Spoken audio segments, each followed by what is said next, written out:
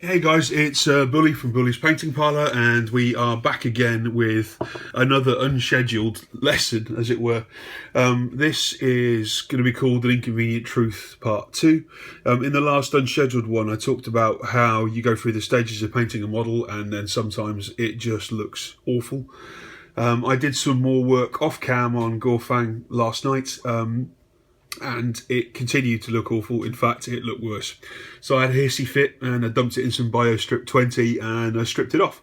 So sometimes colour schemes just don't work on certain models, and in this instance that colour scheme was not going to work on this dragon. So what I'm going to go for is a much colder, a much more reptilian rather than dragon style look for Gorfang now. And I got up early this morning, cleaned the model off, and then I have just repainted it to the point where I'm getting ready for brush now. So here we can see Gorfang, and what I've done is the pre-shades and the highlights, and then again I've blended, as you can probably see, I've blended all the different colours through dark, and let's look and see if you can see it.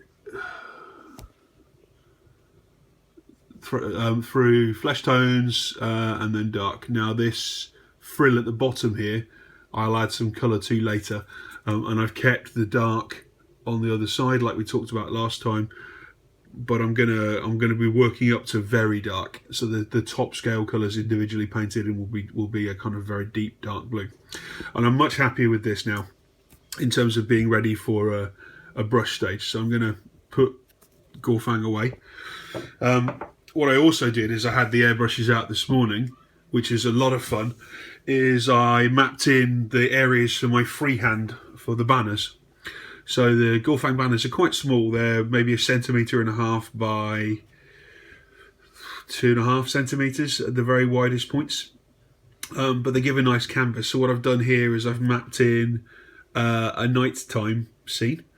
On the flip side, I have mapped in a dawn scene, which is really nice and evocative colours. And the banners are going to be the most famous battles for Gorfang, or iconic points from its history, rather than just going for the classic paint a dragon on it or whatever else.